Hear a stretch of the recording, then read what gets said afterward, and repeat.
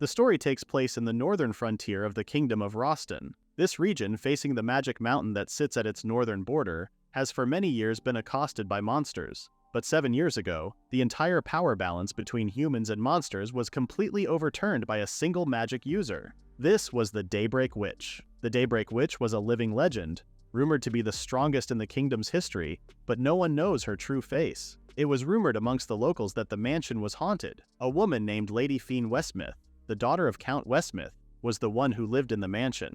This was because she had been confined to the house by her adoptive parents, the current heads of the family. Fiene wandered the mansion only to be called by one of her assistants who told her that Lord Reginald had called for her. This was her father. Fiene's parents, who were the former heads of the family, passed away when she was 5 years old. The ones who took over after them were her uncle and his wife. They neglected Fiene and awaited the day she would disappear on her own. Fiene asked her father what was the matter, and he said she should rejoice. He was talking about her union with Duke Kreutzfeldt, making Fiene his 8th wife. But it seemed like the Duke was still in excellent health, even in his 70s. So if anything, this would be a good thing in her father's opinion. The Duke, Bernard Kreutzfeldt, was known to the public as an honest man, but behind closed doors he was rumored to be a master with a taste for sadism, unleashing violence upon his family. Suddenly, Fiene's sister interrupted.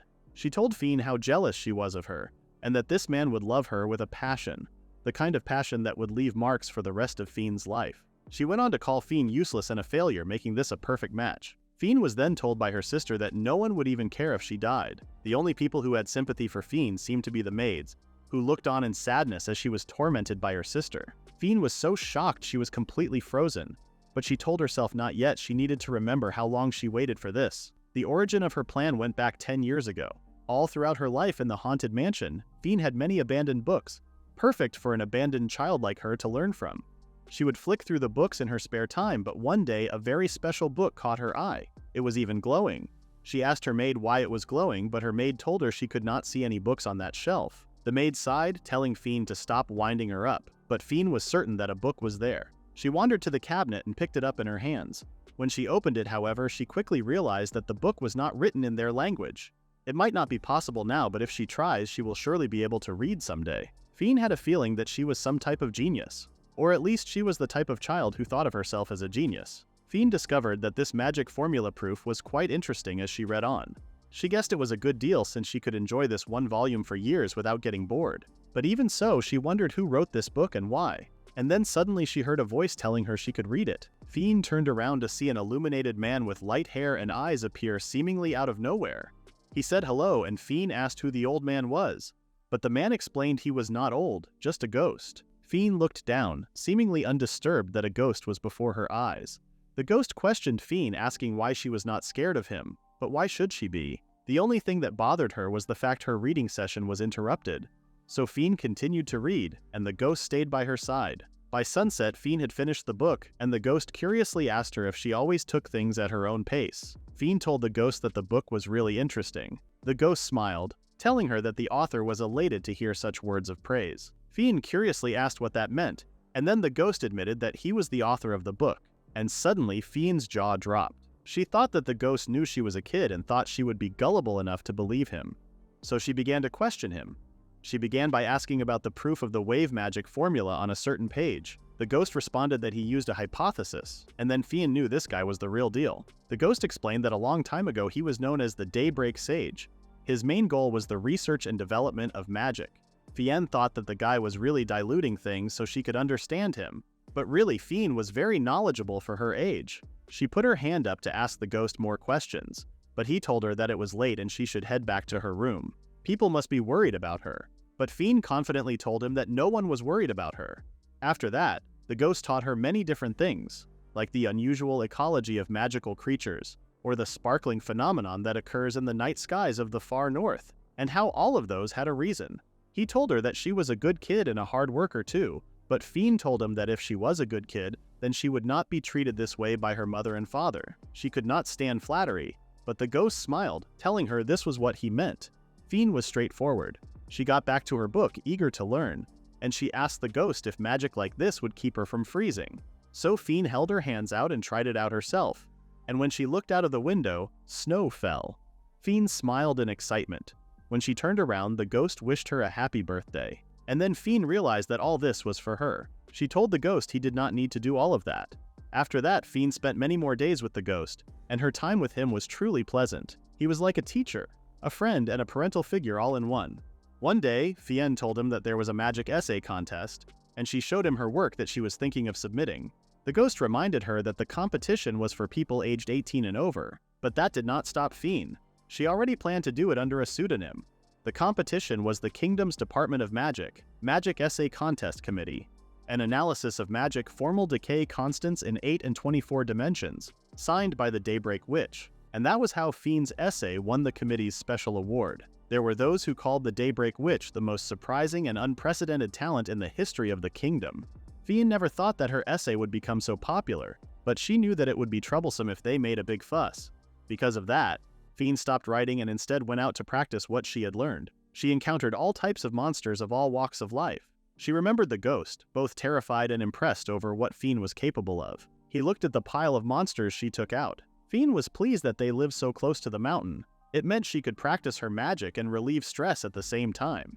And since it was the middle of nowhere, nobody was around to see anything. It was truly the strategy of a genius. However, the place she once called that mountain was one of the most dangerous regions on the continent, the Magic Mountain. At a nearby town, word spread fast. One person heard that a corpse was found of a catastrophe-level monster, the one that even A-rank adventurers could not handle. It seemed like there were signs that someone had taken it down. As a righteous magic user defending the people from the monster threat, the Daybreak Witch's reputation soared. She was known to be a mysterious girl with abnormal power and a woman who could take down powerful monsters alone. Fiene became known by various other names as well, and so while practicing her magic as the Daybreak Witch and living her life as a confined aristocratic daughter, Fiene suddenly realized something. She had only ever received things from the ghost, and she never paid him back. So one day she asked him if there was anything he wanted to do. She could help him with anything. The ghost smiled and called her kind, but Fiene wanted an answer.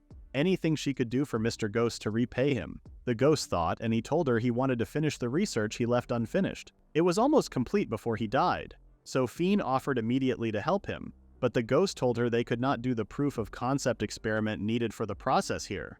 It would require one of the 3 sacred treasures, the legendary magic items belonging to the Roston royal family, the Mirror of Cucumera Cruz. Fiene asked him what this item was, and the ghost explained it had been passed down in the family of Duke Kreutzfeldt for generations, but only the current bearer of the title knew where it was stored. The ghost shrugged, telling Fiene he thought it may just be nice to find it.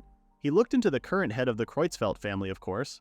Bernard Kreutzfeldt was the possessor of absolute authority that came with his name, the most distinguished family in the kingdom. Bribery at an excessive scale, collusion with the Holy Church, secret dealings with drug cartels, and the numerous mysterious deaths of his close confidants. He knew what this meant, a corrupt noble with a host of dark rumors. Now, over the age of 70, he had a preference for young girls and repeated unspeakable acts of savagery towards them, meaning a noble daughter, neglected by her family and without ties to those around her, would easily pique his interest. Fiene wondered if she should start some rumors about the magnificently beautiful noble girl trapped in a remote region's mansion. The ghost sighed, asking her why she would do all of that. But Fiene told him it was fine. It was not like she was doing it for the ghost. She wanted to do it for herself too.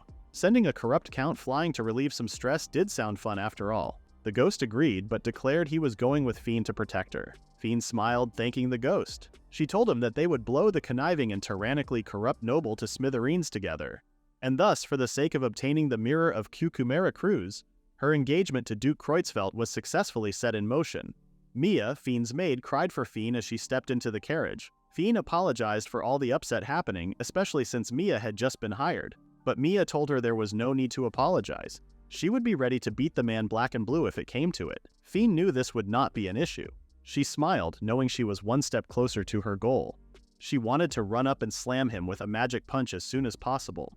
But then she heard that Lord Bernard's son, Lord Charles, had raised an army, and Bernard had been restrained. Now Lord Charles was the new head of the family. Fiene looked up. At the parlor of the Kreutzfeldt residence, Fiene entered and was apologized to by Charles. He was sorry for getting the noble daughter Fiene involved in his own family quarrel. Before she explained what happened, in order to search for a mirror in the Kreutzfeldt family's possession, she planned to get married to Bernard. However, due to opposition within the family, Bernard was overthrown, and the new family head was Charles now, the man who was able to topple Bernard with the solid foundation of absolute power he held.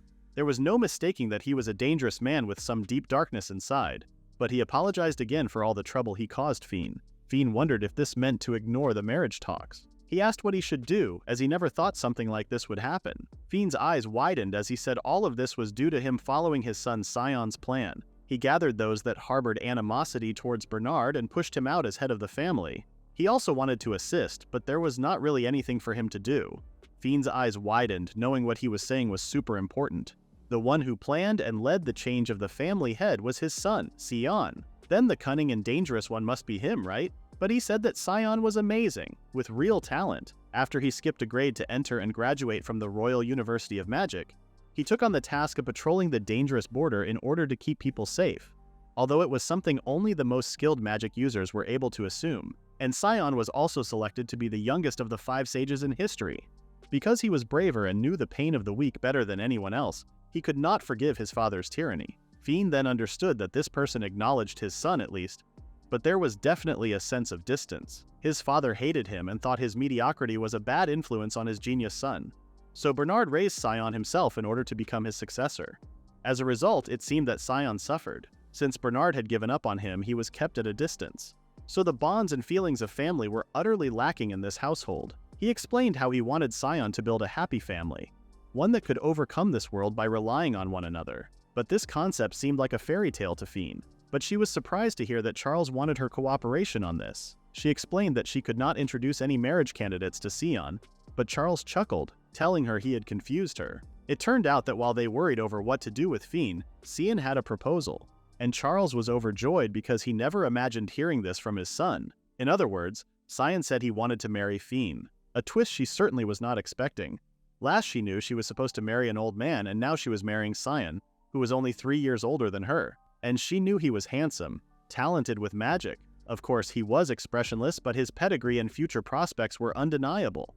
And he just walked right into talks of engagement. Fiene wondered why someone like that would want to marry her. They had never even met. In high society, her reputation as Fiene should not be a good one. She wondered if Sion felt sorry for her, and that was why he did it. But that thought in itself annoyed Fiene. She did not want anyone looking down on her. But she felt like she had seen his face somewhere before. No matter what she did, she was bad at remembering faces. That meant there was a good chance that she interacted with him in the past. The ghost told her in any case, Sion was not nearly as bad a partner as Fiene had anticipated. She sighed before hearing her name being called. It was Mia who told Fiene that the current state of her room would make it difficult for her to use. Fiene nodded. So that kind of harassment had appeared after all. As expected of a corrupt noble family surrounded by rumors, Duke Charles seemed like a good person, but there were places where the evil doing of previous generations might still remain. Or perhaps Charles was also scheming himself, deriving pleasure from discouraging and saddening her when her guard was down. Of course, that would not work on Fiene, so she told Mia it did not matter if the room was dirty. But Mia told her that was not the case, but she did not have any words to describe the room. So Fiene went to see it with her own eyes. And to her surprise, the room was beautiful, like a true princess room. And it was sparkling clean without a mark in sight. Fiene could not believe it. A room without a single leak in the roof. She thanked Charles for the gesture, but asked him if the room was not a little too nice for her. But Charles told her she was now his son's fiancée, so she should be assigned to the finest room. Fiene tried not to let her guard down by Charles's generous smile. She wondered if she was the corrupt one after all. She opened the door, fascinated by how smooth its movement was, with no creaking or force.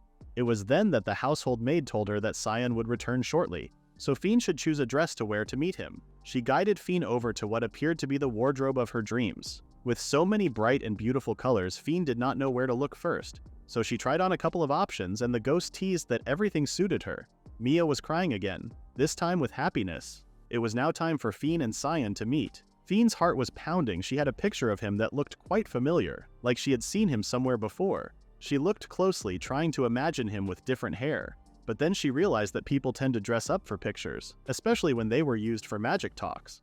On top of that, he was very different from usual when she met him. The maid came to tell Fiene that Sion had finally arrived, and Fiene looked up to see him for the first time. His hair was silver, shining like snow, with long legs like a sculpture and eyes like ice. That beautiful countenance held not a single hint of emotion. He began by saying he would not love Fiene, leaving her shaken. She asked what he just said, and as she looked into his eyes, memories flooded her mind. A boy covered in wounds too terrible to look at, and he appeared as though he would die at any moment. Fiene looked at Sion and recognized him as the one from back then. She remembered that day 4 years ago. In the town of Skalholt, hell was breaking loose. The western gate had fallen and ogres and goblins were invading. A record-breaking stampede of monsters accosted the north. The damage was so bad it was called the worst day in the kingdom's history. The garrison was disarmed the year before last due to budget cuts, and any appeal for aid would take too long. The only answer was for the people to abandon the town and run for their lives. Out of nowhere, a gigantic ogre appeared, and they knew this would be the end for this town. Everyone was instructed to stand back by a mysterious cloaked individual. They asked him who he was. The one who held back the historic swarm of monsters was recorded as having been a single mage. They jumped before the ogre, and people speculated it was the Ice Mage. At only 19 years old at the time, he was the one who protected the town of Skalholt until the end. This boy was Sion Kreutzfeldt. No one knew what went through his mind as he approached certain death. And how did Sion return after evacuating all the townspeople? No one apart from Fiene knew the answer. Fiene arrived in the town to see Sion in a pool of his own blood. He pleaded for her to kill him. But Fiene, disguised in a mask, told Sion that she defeated the rest of the monsters. She realized that this person was disappointed that he was still alive right now, so she decided she would not let him die. Ordinary recovery magic would not be enough. First, she needed to remove any foreign substances and stop the bleeding, then cleanse the wounds and ward against infection. It was difficult, but at the same time she had to do it. She did not understand why he gave up and wanted to stop living, but she would not accept his wishes. And of course, she did not know who this boy was at the time. She knew she should take care of him somewhere near the haunted mansion to avoid exposing her identity. So she found a nearby shack, and she continued to cast healing magic on him after carrying him to an unused shack. It was then that Fiene recognized him by his nickname, the Ice Mage, a supposedly cruel and heartless man who wanted to accomplish his goals by any means necessary. Why did someone like that choose to fight a battle that was essentially suicide? Fiene then knew it was decided. She would harass him with incessant talk about how wonderful it was to be alive. So she told the boy to listen up, telling him on the night that you cannot sleep, if you cover yourself with straw under the bedsheets, it would make the bed more comfortable. The boy looked at her blankly, as she went on to say the stars looked lovely from here too, and thanks to the leaky roof he could enjoy the sound of rain longer than most, and the handmade local herb soup he could drink was the best in the world. Fiene smiled, enthusiastically asking the boy what he thought of such a wonderful place.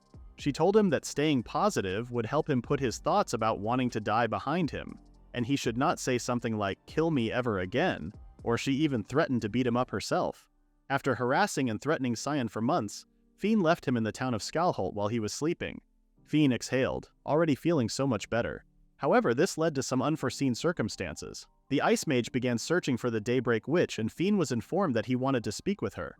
In fact, his family were offering 10 large gold coins for whoever brought her to him. Fiene knew this was not good. He must be planning his revenge for what she did then. For a normal enemy, she would just blast them away with magic. The issue was that he was the Ice Mage who had been lauded as a prodigy by the kingdom since he was young. And since Fiene harassed someone like that for a whole month, could this mean he had a massive grudge against her? Fiene knew at the very least she was disguised as the Daybreak Witch. She changed her build and height as well, so she did not think she should be recognizable. And then Fiene heard that the mage was buying up the poorhouses in the north. They said that he started philanthropic work, giving identification documents to the women there. Fiene thought he was cruel and merciless, but it seemed like he was merciful after all. So this was definitely him trying to find her.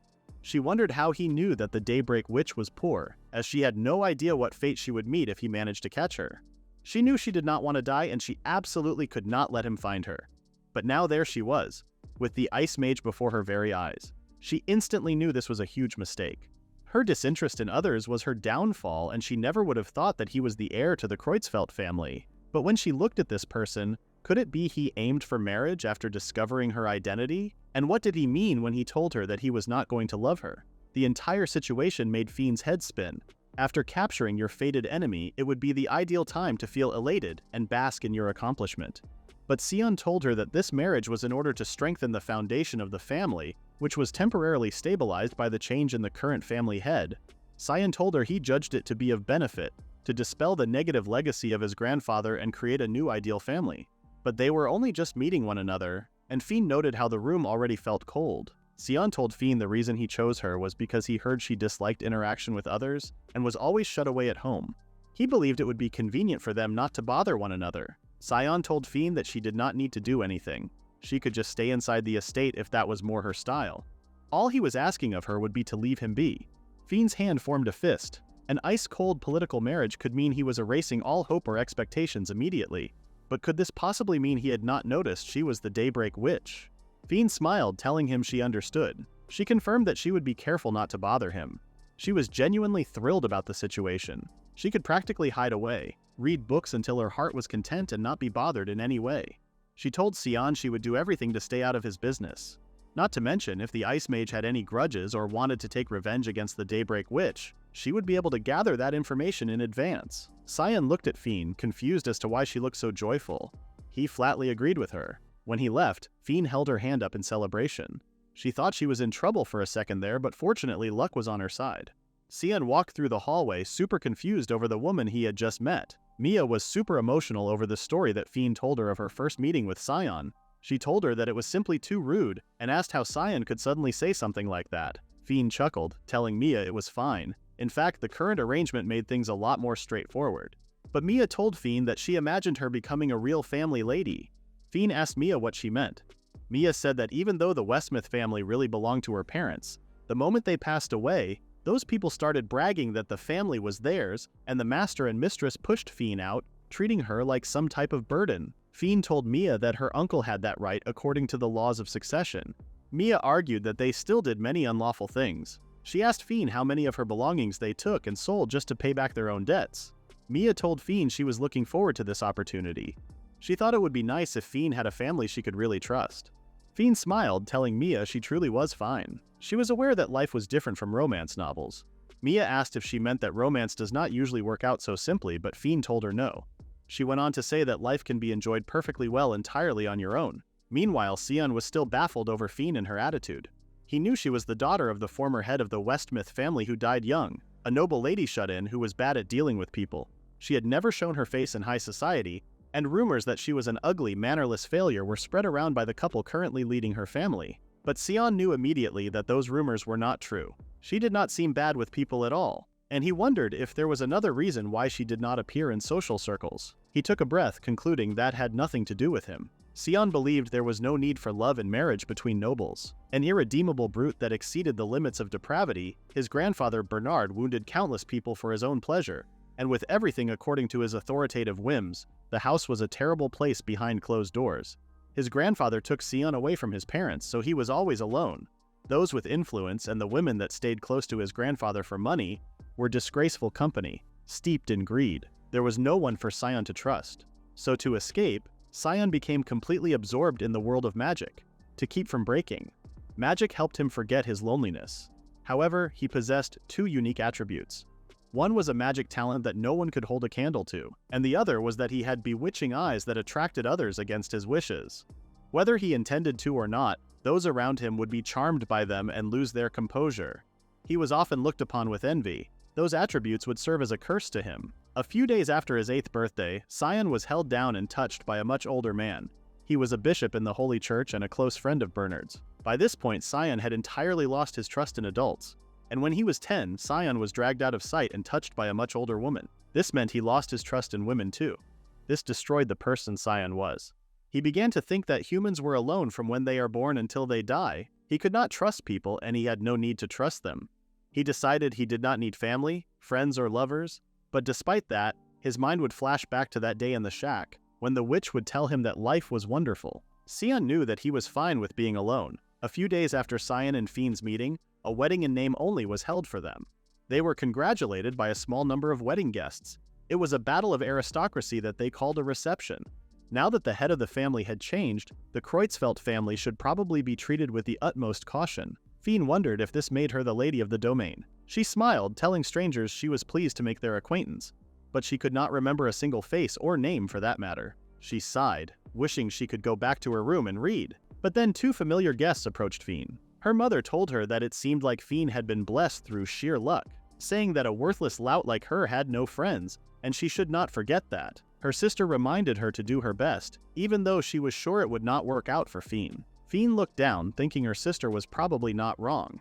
Fiene could hear the women gossip about her, questioning if she was the rumored shut-in lady, and if she was really fit to be the wife of a future duke. Others were sure it would fail, and some were even sorry for her. Fiene knew that her adopted mother and sister were the ones behind the rumors, but there was one thing she needed to worry about more than what people were saying.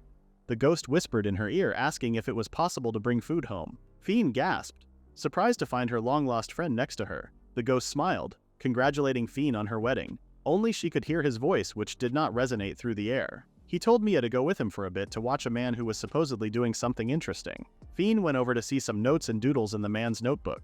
She instantly recognized it as ancient Almeria-style magic script, more precisely an ancient magic theory being applied to a new hypothesis, something Fiene was really curious about. When she looked closer, she spotted it to be modern magic theory. She understood its ancient counterpart, but she was not as familiar with cutting-edge magic theory. She was actually captivated. It was then that Mia called her name, asking if she was all right.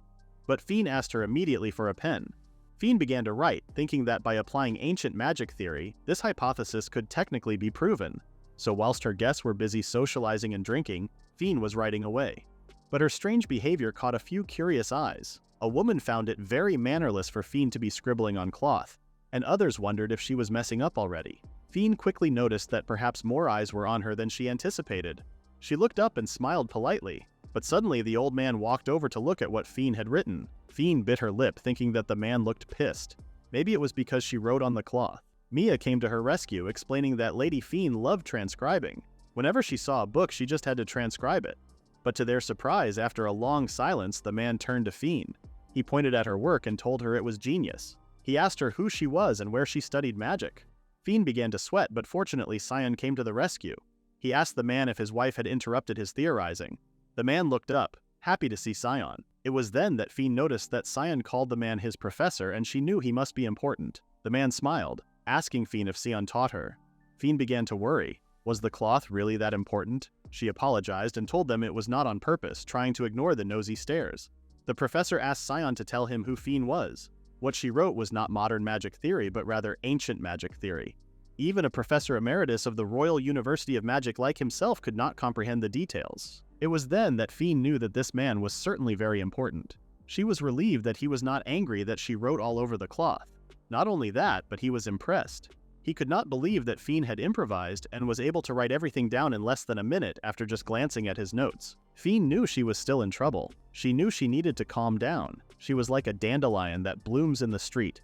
Being constantly trod upon had given her tolerance for adverse circumstances, so she closed her eyes, thinking of a natural way to escape this. Fiene knew that this was her only chance out of here. She told the professor that she truly appreciated his praise, but what she wrote was not anything significant. She just so happened to read a book that morning with a similar proof inside it. She even told him the name of the book and that she only tried to copy it. She then complained about a pain in her stomach and asked the men to excuse her before politely taking her leave. After her plan worked successfully, Fiene wandered out of the room. But Fiene, knowing nothing of society, was unaware. People had feigned illness in every place and era, and it was almost always see-through. People knew that Fiene's escape was a cover-up, and they wondered if there was a deeper reason. Others speculated that she was just a harmless damsel who could not do anything for herself, but tonight proved them wrong.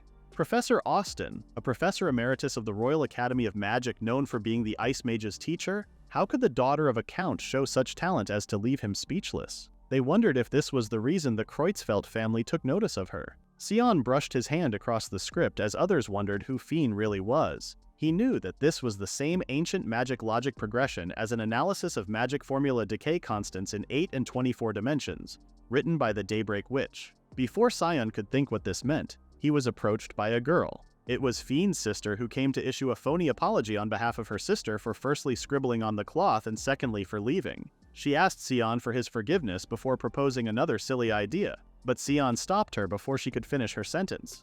He knew he needed to get to the bottom of this. He needed to know why Fiene used the same logic as the Daybreak Witch. When Fiene got back to her room, Mia asked her if she was all right. She knew that Fiene mentioned her stomach hurting, but at the same time, Fiene was fed rancid food by her adopted mother, and she never once complained. In fact, she even smiled and said delicious like everything was normal. Fiene wondered if her sense of taste had been severely impacted by poverty, although it may be a good thing that she found everything delicious now. Fiene told Mia her stomach now felt better, and she even felt hungry. She asked Mia if it was possible to bring some leftover food to her room. Mia smiled, telling Fiene she should get her a lot. Once Mia left, Fiene kicked back and relaxed. It was crazy how much being alone calmed her down. A few moments later, Fiene heard a knock at her door. She smiled, expecting Mia with the food. It turned out she was super hungry, and Fiene even thought that it did not matter if the food was stale and cold. But when she opened the door, she saw no one other than Sion. Her face dropped and she knew she needed to put on her sick act again. But suddenly Sion grabbed hold of Fiene's waist. He told her that he knew she was lying from the start, and more importantly that proof from before. He held Fiene against the wall, trapping her between his arms. His eyes were as cold as ice and his expression was completely unreadable. Sion went on to mention the logical progression Fiene used in the second supplementary formula on the 16th line. Before asking her who taught her that, Fiene gulped. To think that the day would come when she, who had little experience talking to real men, would have to go through this. It was like one of those situations she had seen in romance novels. Fiene looked up, telling him that she just so happened to read it in a book this morning. But the truth was that she learned it from Mr. Ghost himself. Of course she could not tell Sion that. But then Sion went dark. He told her she learned it from the Daybreak Witch. Fiene began to sweat as he continued to interrogate her. He told her that she used the same logical progression as the Daybreak Witch in an essay, and it was unlikely that any other magic user could pull that off. Fiene looked into Sion's eyes and she knew he was incredible. Not only was he able to understand the formulas written on the cloth, but he was also able to check it against the essay the Daybreak Witch wrote. If he had researched that thoroughly, did that mean he had a really huge grudge against her? Fiene knew that her life was in danger, and she needed to do everything she could to keep him from discovering her true identity. Luckily, he still had not considered that she was actually the Daybreak Witch. But why was that? Because she was too young, perhaps. There was no way he would think she wrote an analysis of magic formula decay constants in 8 and 24 dimensions at only 12 years old. So in that case, she could use that to blunder to the best of her ability and tell a lie with a hint of truth. So that was right. She told Sion she was taught by the Daybreak Witch. Sion's eyes widened as he asked Fiene where she met the Daybreak Witch. Fiene told him she met her in the mountains behind her estate. She explained that she met her by chance after slipping out of the house to play, and they became very close. Sion asked when this happened, and Fiene said 8 years ago. She needed to think of a time where you would not find any clues even if you searched for them. Sion smiled gently, telling Fiene he was happy to have finally found a lead, and she saw that his expression now looked a lot more human than before. He might be thought of as cruel and merciless, but was that really true? This was not the time for astonishment. She could use this situation to her advantage. So the Ice Mage would likely continue to chase after the Daybreak Witch's identity, at this rate with more vigor than before. It was clear that he was a deadly enemy, set on revealing Fiene's identity. So in order to search for the mirror of Cucumera Cruz within the Duke's house safely, Fiene wanted to create a situation where she could get accurate information on his movements. So she turned to Sion and asked him if he would like to work with her. Sion looked at her and Fiene went on to say that she was thinking she might be able to help him go after the Daybreak Witch as well. Sion asked her why, and she said it was because they were already more or less partners in name, so she wanted to help him. But Sion was still apprehensive. He told Fiene she had no reason to go so far, something Fiene needed to answer. So she told him it was because he was her husband.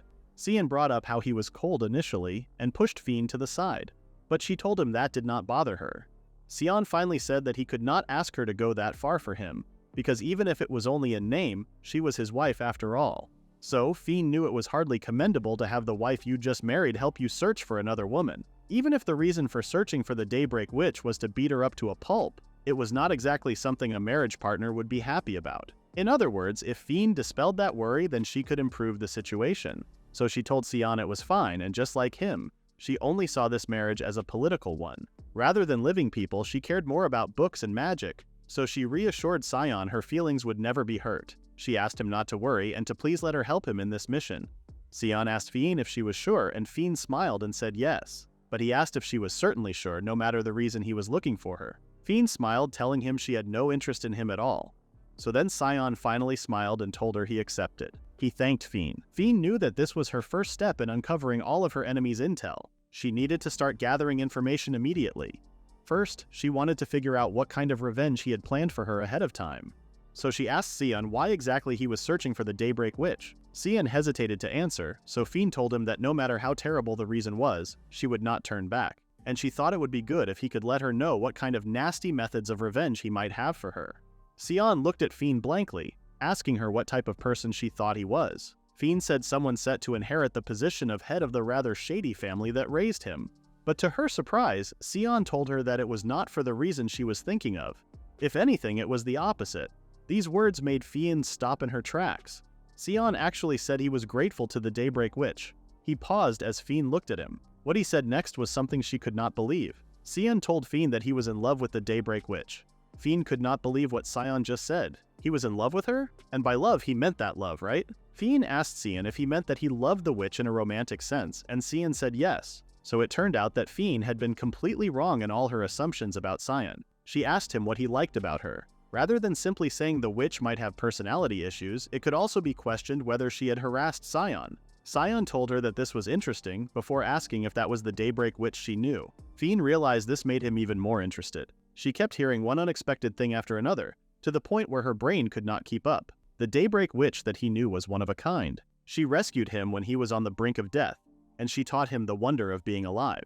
Sion thought of her as a compassionate and warm person, so Fiene's harassment was interpreted as something positive on Sion's side, even though her actions had been purely out of spite because she could not stand the sight of him depressed. But it was only for 1 month 4 years ago, Fiene reminded him. She did not think it was something worth holding on to for so long. But Sion said that for him, it was the first moment in his life when he thought that he wanted to live. He was saved by her, and she told him a lot about herself too. Like how the smell of a book has something that makes her happy mixed in with it, how the sound of rain calms her down, and how a good summer night's breeze feels, and how beautiful the night sky from the rooftop is. Fiene could not believe that Sion remembered all those moments so vividly, and the worst part was that every memory he cherished was nothing more than her pestering him. He went on to say that the most wonderful thing about the Daybreak Witch was her way of thinking. That happiness was something he could decide for himself. She was the shining embodiment of that. He even said that the ways she differed from others were wonderful too. Fiene began to worry that Sion was praising her too much, and she wondered if he truly was madly in love with her. If he said things like that, then she had no idea what expression she was supposed to make. She was not used to this. No one had ever said they liked her before. She looked down, unsure what to think. But Sion imagined all of his feelings probably made Fiene uncomfortable. He apologized to her, and Fiene reassured him that she did not dislike his honesty. In fact, hearing it made her happy, so she would like it if she could hear more. But Sion asked why exactly that made her happy. Fiene had to come up with an excuse quickly, so she blurted out that she liked romance stories, especially stories of unrequited love. Sion said that it did seem like something women would take an interest in, and Fiene knew he was completely fooled. She continued and asked whether if he met the Daybreak Witch again, he planned to confess to her. But to her surprise, Sion said he had no plans to tell her about his feelings. The family was a ducal house with a reputation for evil, and he imagined that getting close to the witch might end up hurting her. Fiene asked what he planned to do when he reunited with the witch. Sion told her that he simply wanted to thank her. He wanted to say that it was thanks to her that he was now living in line with his own will. Fiene looked into his eyes, wishing she could tell him the truth, that the Daybreak Witch was right in front of him, and he had already married her. The Ice Mage who spoke of his memories with the Daybreak Witch looked truly happy, and then Fiene realized the situation she was in. Sion admitted that he had never told anyone about these feelings before, but being able to put them into words today, and having someone listen, felt like a weight had been lifted. He thanked Fiene and said he was pleased to have her to talk to. He walked out, leaving Fiene alone. That was until Mr. Ghost appeared at her side.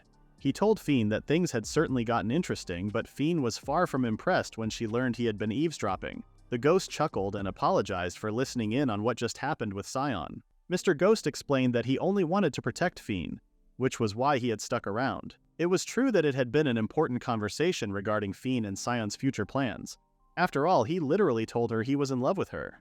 Just remembering it made Fiene blush. The idea of the Ice Mage having feelings for her and chasing after her was a completely perplexing situation.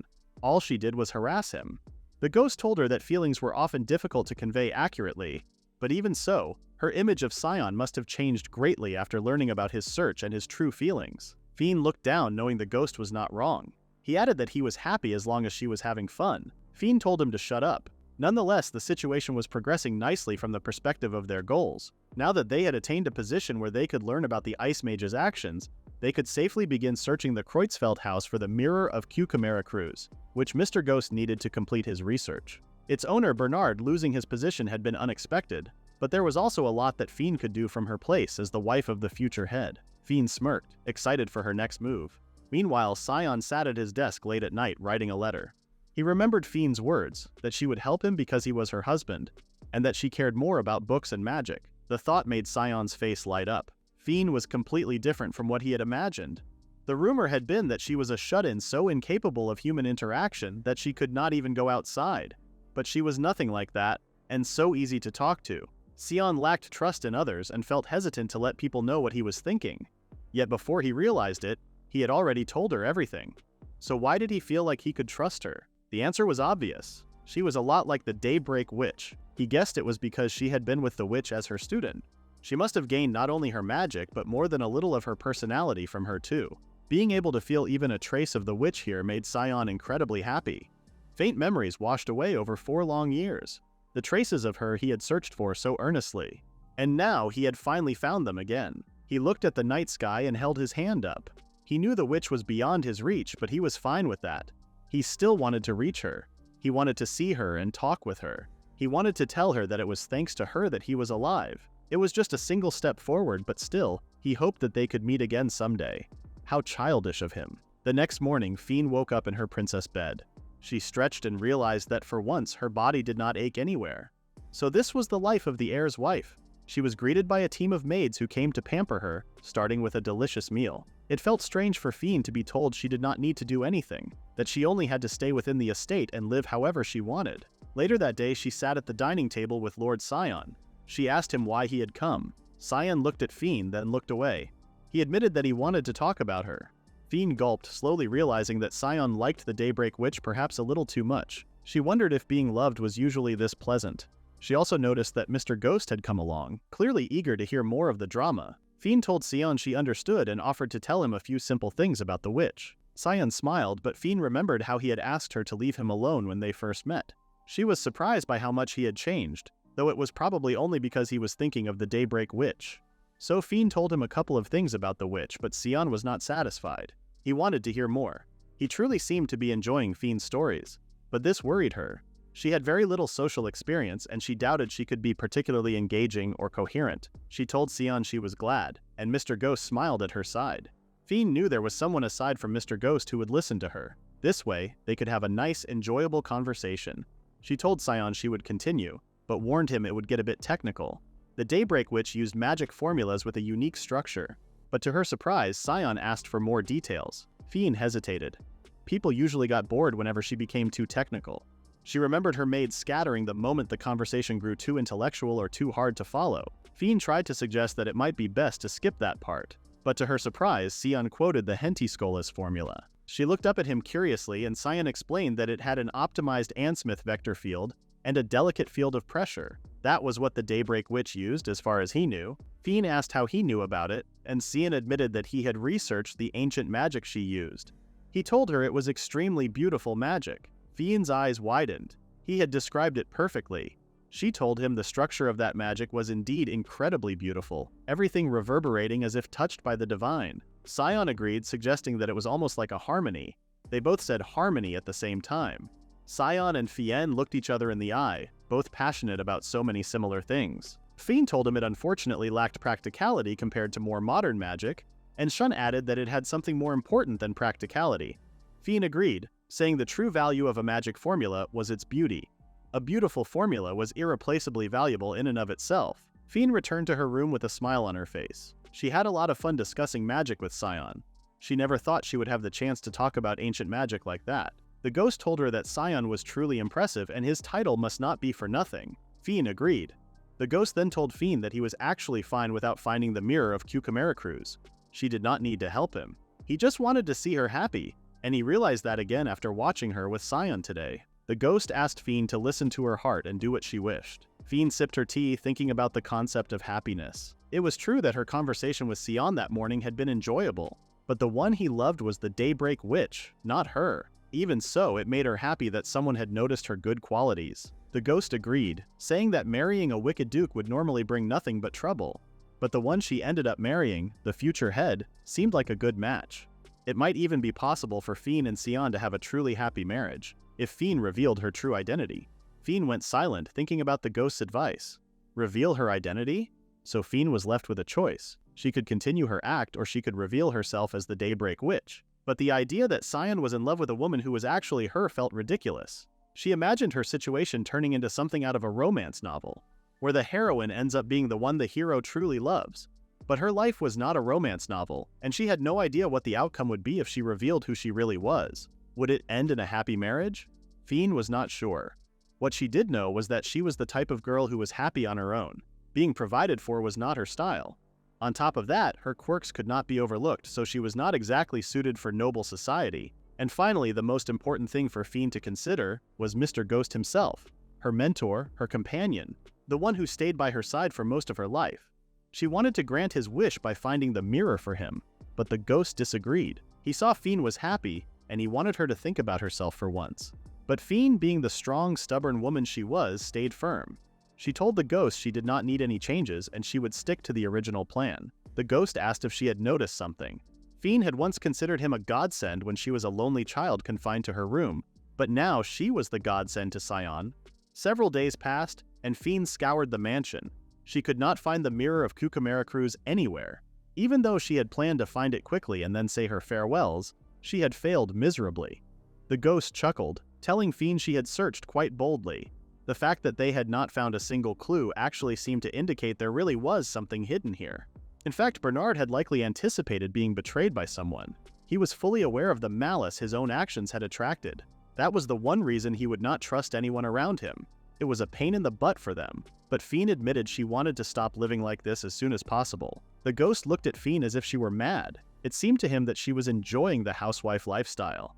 And Fiene knew he was not wrong, as always. He asked her if there were any other issues she was having. She admitted that her current life was far too comfortable. Seeing the table overflowing with full-course meals every evening, the soft bed that felt so nice she wanted to rub her face against it, the beautiful bath large enough for her to stretch her whole body in, the baked treats and cakes the chef made, and how she had gained 10 kilos just from the delicious snacks alone. The ghost reminded Fiene that she had been very frail before arriving here, and these changes had only made her healthier.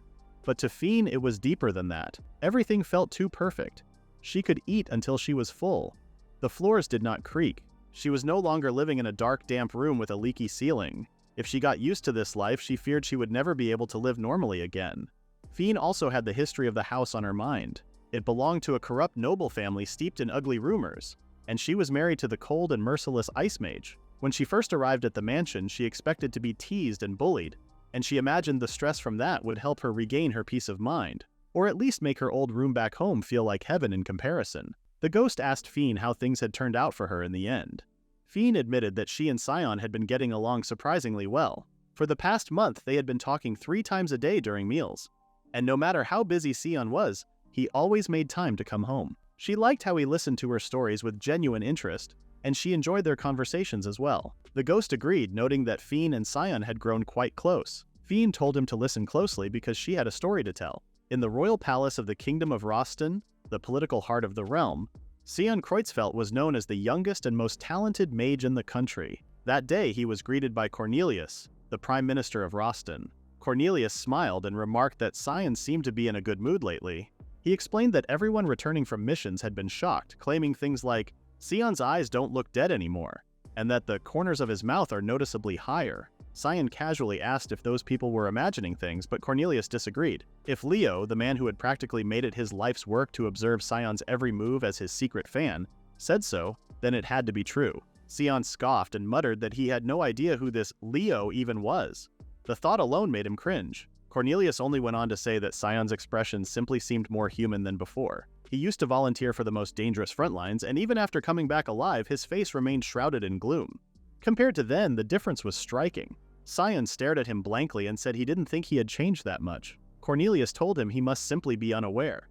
To him, Sion seemed like an entirely different person now. Sion had always been known as a man who disregarded every scrap of personal interaction. With his blunt speech and emotionless demeanor, people joked that no human blood ran in his veins. He was feared as someone whose cold-bloodedness had reached absolute zero. Cornelius wondered if Sion's change had something to do with his new wife. So he asked how married life was treating him. Sion immediately reverted to his distant self and told Cornelius he would prefer not to discuss private matters. Cornelius chuckled and apologized for being too forward, but he added that he was genuinely happy for Sion. The fact that Sion, of all people, now wanted to go home early to spend time with his wife said a lot. He guessed Fiene must be a lovely person. Sion responded coldly, warning Cornelius that if he kept prying, he would decline the case from the other day and hand it to someone else. The threat made Cornelius break into a nervous sweat and he quickly dropped the subject. But he did have one last question. Did Sion still think about wanting to die? Sion looked at him and answered bluntly that he wasn't sure. He left after that and Cornelius watched him go, realizing Sion had really changed.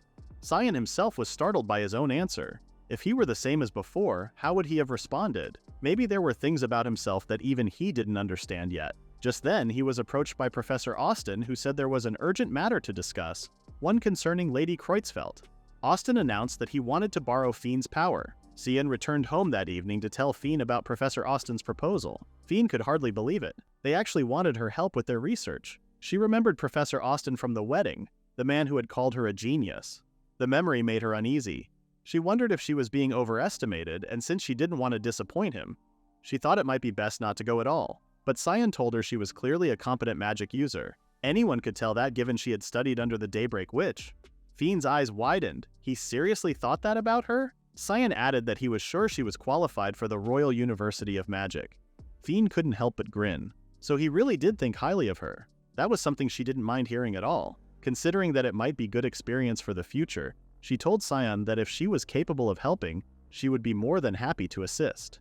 Sion thanked her, saying it would be a great help. A week passed, and Fiene prepared to enter the Royal University of Magic. The moment she arrived, she was blown away by the institution. Students were casually practicing spells across the wide, sparkling grounds. Seeing magic used so openly felt unreal. Professor Austin greeted her in the hall and asked her and Sion to follow him. As they walked through the school, they attracted curious looks. People whispered to each other, wondering if she was the rumored count's daughter Professor Austin had called a genius, or the one the council was supposedly arguing over. Others gossiped that she was the girl who had been locked away for years, and questioned whether Professor Austin had gone senile. Fiene bit her lip, hearing more than she wanted. The gossip grew nastier as someone scoffed that she had only self-studied and received no formal education. How could a girl like that possibly have skill on a university level? Fiene forced herself to stay calm, even though she wanted nothing more than to punch every student in the hallway. She muttered her irritation to Mr. Ghost but held her tongue so as not to look even more delusional. Mr. Ghost whispered that even punching them wouldn't satisfy her, and he was right. She was imagining far worse. Suddenly, a man called out to Professor Austin. He mentioned an issue with the council and said it was against the rules to let an outsider enter the laboratories. Austin turned calmly and answered that inviting an outstanding researcher was not a violation of any rule. The man boldly asked whether Fiene truly qualified as an outstanding researcher, considering she had no credibility or achievements. The scholars here clearly despised the idea of a self-taught mage. In his mind, there was no way someone like her could possibly reach the university's level. If she entered the laboratories, he insisted he would have no choice but to file a complaint. Fiene began to sweat and quietly told Austin that she could leave, but Austin defended her. He firmly stated that she was a capable individual. Eventually, the man relented and allowed them to pass. Fiene asked him what he meant earlier about a challenge. The man smirked and told her that if she really was university level, then this test would pose no problem. It turned out that Professor Stengen was referring to a notorious challenge that no one had solved since the school was founded. Even the Magic Empire's Imperial Mage had failed it. The truth was that Stengen simply refused to acknowledge Fiene. How could a little shut-in possibly comprehend the effort he had dedicated to becoming a professor here? In his mind, she needed to learn how harsh the real world was. They led Fiene into a lecture hall where a large box was placed at the front. Apparently, this was the very box that had even shut up the Imperial Mage. Stengen told Fiene there was nothing to fear, though he was not known for honesty. He asked if she knew what the box was, and Fiene didn't hesitate to say no.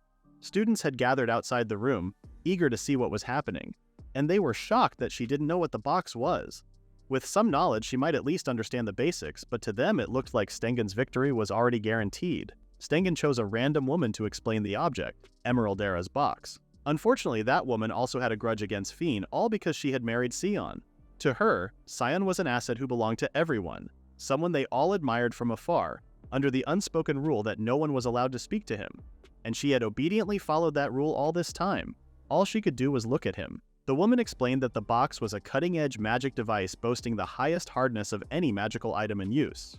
To open it, one needed to activate a predetermined magic formula solution capable of bypassing the 198 layered magic barriers coating its surface. However, this particular Emeraldera's box was a fake. Nobody knew the correct solution for it. Stengen smirked, confident that Fiene would fail. The woman assisting him clearly hoped the same. Fiene nodded and said she understood, and to undermine her confidence even further, Stengen informed her that the time limit was 10 minutes. Fiene agreed without a hint of worry. Her composure only irritated him more. Fiene raised her hand to ask a question. Stengen pretended to be polite, though he had no intention of helping. Yet all Fiene wanted to know was why such a large audience had gathered outside. Stengen blamed Professor Austin, saying he had gone around announcing that Fiene was a genius. Fiene blinked and asked if that was really the case. She wasn't used to performing in front of a crowd, but she resolved to try her best. She stepped toward the box and focused.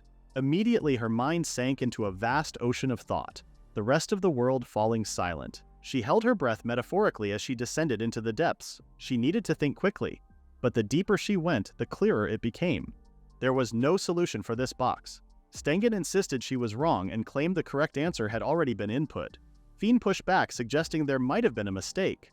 Stengen snapped at her to question herself before questioning others. But Fiene calmly repeated that no matter how she looked at it, the key simply did not exist. Her words prompted him to double-check the identification number, and he froze. The number was different. This was the spare box. That meant Fiene's conclusion was correct. There was no solution to find. It should have taken far longer to arrive at the realization that there was no correct answer, but Fiene reached it within moments. All Stengen could say was a stiff, "I see." Fiene hesitantly asked if he wanted her to open it by force instead. Then she understood what to do. She extended her hand. The box began to glow in reaction to the sheer density of her magic. Stengen's eyes widened in horror. If she made even a small mistake, the magic would run wild. Objects around the room began to vibrate. The windows shuddered and cracks spread along the glass. A brilliant flash filled the hall and the box sprang open. Fiene lifted her head with a broad, innocent smile. She apologized for the mess, but proudly announced that she had completed the impossible task. The entire room fell silent, and Fiene stood there, awkwardly basking in the stunned stillness. The students chattered among themselves in disbelief. None of them could believe that Fiene had actually solved the box. The idea that such an overwhelming surge of magic had come from a teenage girl was practically impossible. Yet it did not look as though Fiene had done anything shady, and that magic force had certainly come from her alone. The woman who had explained the box earlier suddenly burst into tears and begged Fiene to make Lord Sion happy. Fiene began to sweat, wondering whether she had overdone it. She asked everyone to calm down and said this was nothing worth making such a commotion over. But the professors rushed toward her, begging her to join their research teams. While Fiene tried helplessly to quiet the crowd, Professor Stengen was fuming. His fists trembled at his sides.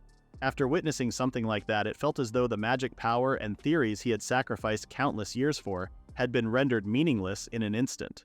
This, he thought, was why he could not stand geniuses. The hard work of the average was trampled underfoot. But Professor Austen stepped in. He said that Stengen was wrong. A genius was not merely someone born with talent. It was a person who went beyond mere effort. And one thing he could say for certain was that Fiene must have worked harder than any of them could ever imagine to reach this point. Fiene was simply relieved that she was finally allowed to leave, and she quietly asked the ghost why any of this had to happen at all. The ghost replied that it was fine. He was happy knowing that so many people needed her. It pleased him to see his student valued so highly, and above all else, he found it interesting. Fiene narrowed her eyes and asked him if that was truly his motive. From then on, Fiene began helping out with research at the Royal University of Magic 3 days a week. She was even addressed like an instructor. One student asked her for help, explaining that his experimental results did not match the expected numbers. Another student rushed in to drag her to the laboratory instead. The two immediately started bickering about whose project mattered more, leaving Fiene standing awkwardly between them. She told them she could help both perfectly well, so there was no need to fight. Deep down, though, Fiene was glad to be approached. And the ghost was glad as well. Fiene had been lonely for so long, and he wanted her to be surrounded by people and live a life full of affection. He remembered the little girl she once was, and he prayed that her days would now be filled with unending happiness, pouring down on her without pause. Meanwhile, at the royal palace of the Kingdom of Roston, Cornelius was speaking with Sion in his office. He asked whether Sion had heard how extraordinary Fiene was. Sion merely glanced up and replied that he wanted to focus on work right now. But Cornelius continued, saying that Fiene had gone to assist at the Royal University of Magic recently. Everyone had doubted her because she was a self-taught teenage girl from a remote mansion. Yet when the moment came, she stunned them all. Sion calmly replied that he was not surprised that people reacted this way to her abilities. Cornelius smiled, realizing that Sion already knew how talented she was. But now Cornelius said he did not want the nation to ignore such a prodigy and let her slip through their fingers. Sion told Cornelius that he did not understand what he was trying to say. Cornelius smiled, explaining he was suggesting that maybe Fiene could consider working there too. He winked at Sion, pitching the idea of a brilliant mage couple supporting their country. The concept was newsworthy, and by appointing a woman to an important position, they could demonstrate their forward-thinking society abroad. Considering her future, it would also be an advantageous career opportunity. To Cornelius, the idea seemed perfect, but of course Fiene would have the final say. Sion, on the other hand, was not too sure what to say, but Cornelius told him that asking Fiene was an order. Later that day, Sion wandered through the palace. It did not sit right with him. On top of assisting in the university laboratory, she was also helping him with his search for the Daybreak Witch. Sion supposed that he could let her know she could refuse these offers. In the mountains on the northern border that she mentioned, several signs that the Daybreak Witch had been there were found. Burdening her any more than this was not what Sion wanted. So at dinner he explained what had happened, and Fiene was perplexed, to say the least. Sion immediately told her she could turn the offer down, but Fiene wondered if this was really happening. She asked Sion if the Prime Minister was an extremely important figure, definitely the type of question we would expect from a genius. Sion told her he had no expectation of Fiene and he did not want her pushing herself. She already had a lot of commitments. But to his surprise, Fiene was silent. She smiled, telling Sion he was quite nice. She had heard that he was as cold as ice and did not possess human blood, but now she felt he was being extremely considerate of her. Sion wiped his mouth with a napkin, unsure of how to feel about what she had just said. Having been brought up in noble society filled with lies and mutual deception, this was actually quite refreshing for him. So he knew it was true. When he was with her, he was able to relax. Probably because she had made no attempts to close that gap on her side. He simply told Fiene he was grateful, words which made her confused. She put her tea down and asked Sion to excuse her, flashing him a smile. Sion also had a tiny grin on his face as well. But suddenly the servants bumped into one another, and Mia bumped into Fiene, who fell into Sion. She landed softly in his arms, but of course she was very embarrassed. She rushed off, and Mia called after her. Why was she so flustered over a simple accident? The truth was that something far more interesting happened when Fiene landed. It turned out her lips and Sion's touched. Accidentally, of course. But the interaction left Sion just as perplexed. Sion could not help but replay what happened in his mind. Fiene's lips touching him. He could not stop thinking about her face and how she blushed the moment it happened. He knew that at this stage there was no point in worrying about it, but why? Sion's maid eventually came over, asking if it was alright for them to begin clearing the table. Sion was so out of it that he hardly heard her. Meanwhile, Fiene was being chased by Mia. She was still shaken by what had happened. Mia apologized, knowing she was the one who fell into Fiene, but Fiene told her there was no need to apologize. She was fine.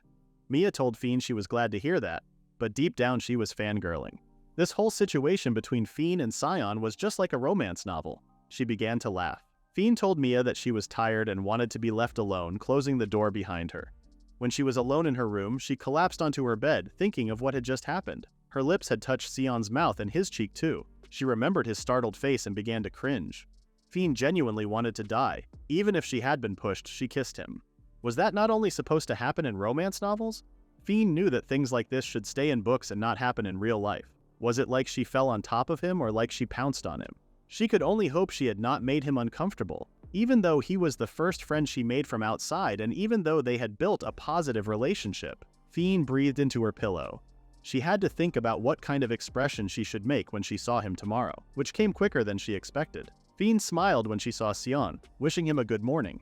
He did too, as straight-faced as ever. They were met with an uncomfortable silence. So Fiene and Sion tried to have a basic conversation about the food and the weather. Sion was very cold though, and Fiene noticed he had completely closed himself off now. So Fiene decided to tell Sion that the Daybreak Witch had mentioned something. That magic in the past was not as widespread as it is now, and that this was actually one factor that contributed to its higher freedom of use. But Sion only muttered a generic response, and it was not promising that he would break out of his usual coolness.